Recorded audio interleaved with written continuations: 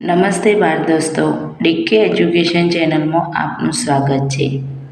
આજે આપણે ધોરણ 8ની સ્વાધ્યાય પોથીમાં વિષય સામાજિક વિજ્ઞાનમાં પાઠ 1 ભારતમાં યુરોપિયનો અને અંગ્રેજી શાસનની સ્થાપના પાઠનું સોલ્યુશન જોઈશું. તો ચાલો સોલ્યુશન જોઈએ. પ્રશ્ન 1. નીચે આપેલા દરેક પ્રશ્નના ઉત્તર માટે આપેલા વિકલ્પમાંથી સાચો વિકલ્પ શોધીને ચોરસ ખાનામાં લખો. પહેલું છે, પ્રાચીન અને મધ્યકાલીન ભારતમાંથી કઈ ચીજવસ્તુઓથી યુરોપના દેશોમાં નિકાસ થતી?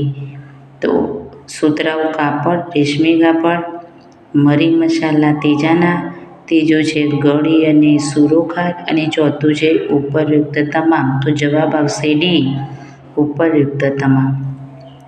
બીજું છે, ભારત આવવા માટેનો જળમાર્ગ શોધવાનો પ્રયત્ન કયા નાવિકે નહોતો કર્યો?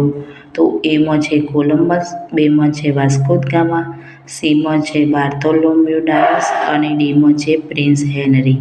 તો જવાબ આવશે ડી, પ્રિન્સ હેનરી. યુરોપથી ભારત આવવા માટે કયા બે મહાસાગરોમાંથી પસાર થવું પડે? પેસિફિક અને એટલાન્ટિક મહાસાગર, બી છે પેસિફિક અને હિંદ મહાસાગર, સી છે એટલાન્ટિક અને હિંદ મહાસાગર, અને ડી છે આર્કટિક અને એટલાન્ટિક મહાસાગર. તો જવાબ આવશે ડી, આર્કટિક અને એટલાન્ટિક મહાસાગર. પાંચમું છે, યુરોપમાંથી ભારત આવનાર પ્રજાનો યોગ્ય ક્રમ લખો. પોર્ટુગીઝ, ડચ, અંગ્રેજો અને ફ્રેન્ચો. બીમાં છે પોર્ટુગીઝ, ડચ, ફ્રેન્ચો અને અંગ્રેજો. સીમાં છે પોર્ટુગીઝ, અંગ્રેજો, ડચ અને ફ્રેન્ચો, અને ડીમાં છે પોર્ટુગીઝ, ફ્રેન્ચો, અંગ્રેજો અને ડચ. તો જવાબ આવશે એ, પોર્ટુગીઝ, ડચ, અંગ્રેજો અને ફ્રેન્ચો. પાંચમું છે, પોર્ટુગલ પ્રજા વિશે કયું વિધાન યોગ્ય નથી? તો જવાબ આવશે ડી, તેઓએ પોતાની પહેલી કોઠી બંગાળાના શ્રીરામપુરમાં સ્થાપી હતી. હવે છઠ્ઠું, પોર્ટુગીઝોએ ભારતમાં મેળવેલ વેપારી સંસ્થાનોને સમયકાળ મુજબ ક્રમિક રીતે ગોઠવો. તો જવાબ આવશે એ, ગોવા, વસઈ, દીવ અને દમણ. સાતમું છે, યુરોપિયન પ્રજા અને તેના અમલદારો પૈકી નીચેની કઈ જોડ યોગ્ય નથી? તો જવાબ આવશે ડી, જર્મન કોલોબન્સ. નીચે પૈકી કયા ગવર્નર જનરલ અંગ્રેજ નથી? તો જવાબ આવશે બી, ફ્રાન્સિસ્કો ડી એલ્મેડા. નવમું, ત્રણ પ્રાંતો મળી જે આજે કોલકાતા તરીકે ઓળખાય છે, તેમાંથી નીચે પૈકી કયા પ્રદેશનો સમાવેશ થતો નથી? તો જવાબ આવશે બી, મગધ. ભારતમાં પોર્ટુગીઝ સંસ્થાની સ્થાપના કોણે કરી હતી? તો જવાબ આવશે બી, આલ્બુકર્કે. 11મું છે, કર્ણાટક વિગ્રહ કઈ બે યુરોપિયન પ્રજાઓ વચ્ચે થયેલો? તો જવાબ આવશે એ, અંગ્રેજો અને ફ્રેન્ચો. 12મું છે, અંગ્રેજોનો વીરતાથી સામનો કરી વીરગતિ પામનાર શાસક નીચે પૈકી કોણ હતો? તો સી, ટીપુ સુલતાન. હવે પ્રશ્ન 2, નીચેના વિધાનોની ખાલી જગ્યા પૂરો. પહેલું, ઈસવીસન 1453માં તુર્કોએ ખાલી જગ્યા જીતી લીધું. તો જવાબ આવશે કોન્સ્ટેન્ટિનોપલ. બીજું છે, સર ટોમસ રોએ ખાલી જગ્યા પાસેથી ભારતમાં વેપાર કરવા માટેની પરવાનગી મેળવી હતી. તો જવાબ આવશે જહાંગીર. મુગલ બાદશાહ ખાલી જગ્યાએ અંગ્રેજોને બંગાળમાં મુક્ત વેપાર કરવાની મંજૂરી આપી. તો જવાબ આવશે ફારુખશીયર. ચોથી છે, મૈસૂર રાજ્ય ખાલી જગ્યાના નેતૃત્વમાં સૌથી શક્તિશાળી બન્યું હતું. તો જવાબ આવશે ટીપુ સુલતાન. 5મું છે, પાણીપતના ત્રીજા યુદ્ધમાં ખાલી જગ્યાની હાર થઈ હતી. તો જવાબ આવશે મરાઠાઓની. પ્રશ્ન 2, મને ઓળખો, હું કોણ છું? મેં ભારત આવવા માટેનો જળમાર્ગ શોધ્યો હતો. તો વાસ્કો દ ગામા. બીજું છે, અમે ગોલકોન્ડના શાસક પાસેથી ફરમાન મેળવી પોતાનું સ્થાન જમાવ્યું હતું. તો ડચ. હું કોલકાતામાં આવેલ અંગ્રેજોનો કિલ્લો છું. તો ફોર્ટ વિલિયમ. હું હૈદર અલીનો પુત્ર છું. ટીપુ સુલતાન. મારી પરિષદમાં એક કાયદા સભ્યને નીમવામાં આવતો તો ગવર્નર જનરલ. હવે પ્રશ્ન 2C. ખોટા શબ્દ ઉપર ચેકો મારી નીચેના વિધાનોને સાચા બનાવો. તો સાગરના સ્વામી તરીકે ફ્રેન્ચ અથવા પોર્ટુગીઝો ઓળખાતા તો ફ્રેન્ચો ખોટો જવાબ છે. તો સાચું વાક્ય બનશે સાગરના સ્વામી તરીકે પોર્ટુગીઝો ઓળખાતા હતા. બીજું છે ટચ વલંદાઓએ સૌપ્રથમ શ્રીલંકા કે નેપાળ ઉપર આક્રમણ કર્યું તો શ્રીલંકા. તો ટચ વલંદાઓએ સૌપ્રથમ શ્રીલંકા પર આક્રમણ કર્યું. ત્રીજું છે મિર્જાફર અથવા ટીપુ સુલતાનના વિશ્વાસઘાતને કારણે સિરાજ ઉદ દૌલાની સેના હારી હતી. ટીપુ સુલતાન ખોટું છે. તો મિર્જાફરના વિશ્વાસઘાતને કારણે સિરાજ ઉદ દૌલાની સેના હારી હતી. ભારતમાં પોલીસ તંત્રની સ્થાપના રોબર્ટ ક્લાઇવ અથવા તો કોર્નવોલિસે કરી હતી. તો ભારતમાં પોલીસ તંત્રની સ્થાપના કોર્નવોલિસે કરી હતી. હૈદર અલીનું મૃત્યુ બીજા કે ત્રીજા મૈસૂર વિગ્રહના સમયે થયું હતું. તો હૈદર અલીનું મૃત્યુ બીજા મૈસૂર વિગ્રહના સમયે થયું હતું. નીચે બાળમિત્રો તમારે સાચા વાક્યો લખવાના છે. પ્રશ્ન 3A. નીચે આપેલ પ્રશ્નોના 1-2 વાક્યોમાં જવાબ લખો.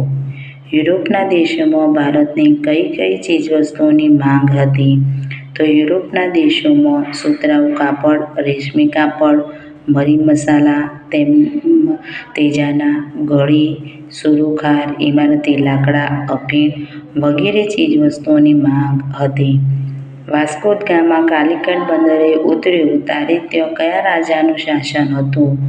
વાસ્કો દ ગામા કાલિકટ બંદરે ઉતર્યો ત્યારે ત્યાં સામુદ્રિક જામોરિન રાજાનું શાસન હતું. પ્લાસીના યુદ્ધ પછી કયો પ્રદેશ અંગ્રેજોના કબજામાં આવી ગયો? પ્લાસીના યુદ્ધ પછી સમગ્ર બંગાળ અંગ્રેજોના કબજામાં આવી ગયું. બક્સરનું યુદ્ધ કોની કોની વચ્ચે થયું હતું? તેનું પરિણામ શું આવ્યું? તો બક્સરનું યુદ્ધ ઈસવીસન 1764માં બંગાળના પૂર્વ નવાબ મીર કાસિમ મુગલ શહેનશાહ શાહ આલમ તથા અવધના નવાબના સંયુક્ત લશ્કર અને અંગ્રેજો વચ્ચે થયું હતું. આ યુદ્ધમાં અંગ્રેજોની જીત થઈ હતી. 5મો પ્રશ્ન. મરાઠાઓએ પોતાના રાજ્યને કયા કયા વિભાગમાં વહેંચ્યું હતું? તો મરાઠાએ પોતાના રાજ્યને સિંધિયા, હોલકર, ગાયકવાડ અને ભોંસલે જેવા રાજવંશોમાં વહેંચ્યું હતું. અંગ્રેજોના શાસન દરમિયાન ભારતના વહીવટીતંત્રના સર્વોચ્ચ વડાને શું કહેવાતા હતા? અંગ્રેજોના શાસન દરમિયાન ભારતના વહીવટીતંત્રના સર્વોચ્ચ વડાને ગવર્નર જનરલ કહેવાતા હતા. ભારતમાં સનદી સેવાઓ કોણે શરૂ કરી હતી? ભારતમાં સનદી સેવાઓ કોર્નવોલિસે શરૂ કરી હતી. 8મો પ્રશ્ન. અંગ્રેજોના શાસન દરમિયાન ન્યાયાધીશો અન્ય કયા નામે ઓળખાતા? અંગ્રેજોના શાસન દરમિયાન ન્યાયાધીશોને અન્ય મુન્સફ અને અમીન તરીકે ઓળખાતા. મરાઠા યુદ્ધો પછી પેશવાને પુણેમાંથી હટાવી ક્યાં મોકલી દેવાયા? મરાઠા યુદ્ધો પછી પેશવાને પુણેમાંથી હટાવી કાનપુર પાસે બિઠૂર મોકલી દેવાયા. મૈસૂરમાં હૈદર અલી પહેલાં કયા વંશનું શાસન હતું? મૈસૂરમાં હૈદર અલી પહેલાં વિજયનગર સામ્રાજ્ય તુલુવ વંશનું શાસન હતું. પ્રશ્ન 3. યોગ્ય જોડકા જોડો. વિભાગ અ ઉત્તર અને વિભાગ બ. તો વિભાગ અમાં આપેલું છે પોર્ટુગીઝ, ડચ, અંગ્રેજો, ડેનિશ અને ફ્રેન્ચો. વિભાગ બમાં આપેલું છે તેઓ ભારતમાં વેપાર આગળ વધી શક્યા નહીં. તેઓ ભારતમાં સર્વોપરી બન્યા હતા. ચંદ્રગિરિના રાજા પાસેથી મદ્રાસ એટલે કે ચેન્નઈની પટ્ટે લઈ કોઠિયા સ્થાપી. તેઓ ફિરંગીઓ તરીકે પણ ઓળખાતા. તેઓ વલંદા તરીકે પણ ઓળખાતા હતા. તો પહેલું છે પોર્ટુગીઝ. તો એનો જવાબ આવશે ડી. તેઓ ફિરંગીઓ તરીકે પણ ઓળખાતા. ટચ. તો જવાબ આવશે એ. તેઓ વલંદા તરીકે પણ ઓળખાતા હતા. 3. અંગ્રેજો. તો બી. તેઓ ભારતમાં સર્વોપરી બન્યા હતા. ડેનિશ. 4. તો જવાબ આવશે એ. તેઓ ભારતમાં વેપારમાં આગળ વધી શક્યા નહીં. અને 5મો છે ફ્રેન્ચો. તો જવાબ આવશે સી. ચંદ્રગિરિના રાજા પાસેથી મદ્રાસ એટલે કે ચેન્નઈને પટ્ટે લઈ કોઠી સ્થાપી. નીચે આપેલા શબ્દોની સંકલ્પના સમજાવો. એકાધિકાર, એક હસ્તુ સત્તા, સરમુખત્યારશાહી તેમજ ઇજારો, ઠેકો. જેમાં કોઈ એકના હાથમાં સત્તાના બધા જ સૂત્રો હોય તેને એકાધિકાર કહે છે. બીજું છે સંસ્થાન. સંસ્થાન એટલે પ્રદેશ. જે ક્ષેત્રમાં વેપાર કરવા માટે નક્કી કરાયેલા પ્રદેશને સંસ્થા કહે છે. દ્વિમુખી શાસન. કોઈ પ્રદેશનું શાસન બે જુદી જુદી શાસન પદ્ધતિઓથી ચાલતું હોય તેને દ્વિમુખી શાસન પદ્ધતિ કહે છે. પ્રશ્ન 4 બી. ઐતિહાસિક કારણો આપો. પ્લાસીના યુદ્ધમાં અંગ્રેજો સામે સિરાજ ઉદ દૌલાની હાર થઈ કારણ કે મુર્શિદાબાદ પાસે આવેલા પ્લાસી નામના સ્થળે નવાબના સેનાએ અંગ્રેજોનો મુકાબલો કર્યો. પરંતુ મીર જાફરના વિશ્વાસઘાતને કારણે સિરાજ ઉદ દૌલાની હાર થઈ. બીજું કારણ. અંગ્રેજો ભારતમાં સર્વોપરી બન્યા કારણ કે પ્લાસીના યુદ્ધ પછી સમગ્ર બંગાળ અંગ્રેજોના અધિકારમાં આવી ગયું. બક્સરના યુદ્ધથી અંગ્રેજોને બંગાળ, બિહાર અને ઓરિસ્સાના અધિકારો પ્રાપ્ત થયા. ત્યારબાદ મૈસૂર વિગ્રહમાં પણ અંગ્રેજોની જીત થઈ. મરાઠાઓની તાકાતને પણ કચડી નાખવામાં આવી. વેલેસ્લીએ ભારતીય સનદી સેવામાં આવતા બ્રિટિશરો માટે તાલીમી સંસ્થાની સ્થાપના કરી કારણ કે ઉચ્ચ વહીવટીતંત્ર, નાગરિક સેવાઓ, સેના, પોલીસ અને ન્યાયતંત્ર જેવા મહત્વપૂર્ણ વિભાગોમાં ઉચ્ચ હોદ્દાઓ માટે યોગ્ય અને સક્ષમ અંગ્રેજ અધિકારીઓની નિમણૂક કરી શકે તે માટે તાલીમ સંસ્થાની સ્થાપના કરી. ટૂંક નોંધ લખો. પહેલી છે વાસ્કો દ ગામા. તો વાસ્કો દ ગામા પોર્ટુગલ નાવિક હતો. તે ઈસવીસન 1498માં કાલિકટ ખાતે આવી પહોંચ્યો હતો. તેણે પોર્ટુગલથી આફ્રિકા અને આફ્રિકાથી ભારત અને નવો જળમાર્ગ શોધી કાઢ્યો હતો. ઈસવીસન 1498માં વાસ્કો દ ગામા આવ્યો ત્યારે કાલિકટમાં રાજા સામુદ્રિક રાજ્ય કરતો હતો. તેણે પોર્ટુગીઝોને વેપાર કરવાની સંમતિ આપી હતી. બીજી છે ટૂંક નોંધ. કોર્નવાલિસના સુધારા. ગવર્નર જનરલ કોર્નવાલિસે આ પ્રમાણે સુધારા કર્યા.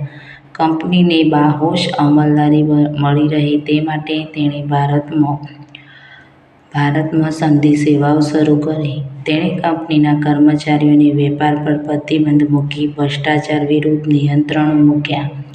તેણે મહેસૂલી તંત્ર અને ન્યાયતંત્ર એકબીજાથી અલગ કર્યા. તેણે બંગાળને 23 જિલ્લાઓમાં વહેંચી નાખ્યું અને દરેક જિલ્લા ઉપર કલેક્ટરની નિમણૂક કરી. બ્રિટિશ શાસન સમયની લશ્કરી વ્યવસ્થા. ભારતમાં બ્રિટિશ શાસન વિશિષ્ટ લશ્કરી નીતિના કારણે અસ્તિત્વમાં આવ્યું.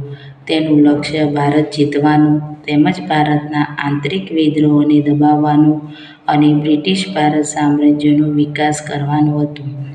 તેમાં એ સફળ નીકળ્યા. કંપનીની સેનામાં અનેક ભારતીય સૈનિકો તરીકે જોડાયા. અંગ્રેજો જ માત્ર ઉચ્ચ અધિકારીઓ બની શકતા.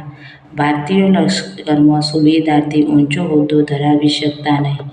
સૈનિકોને નિયમિતપણે માસિક પગાર આપવામાં આવતો. હવે પ્રશ્ન 6.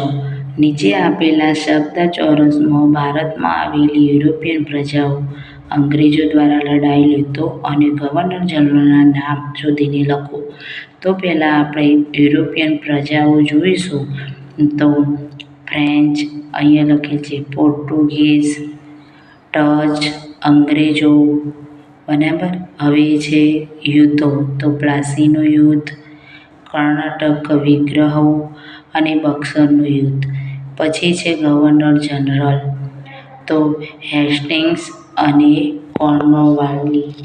આ બધા અહીંયા તમારે પાછળ આ બધા જ યુરોપિયન પ્રજાઓ અંગ્રેજો દ્વારા લડાયેલ યુદ્ધ અને ભારતના ગવર્નર જનરલ લખવાના છે.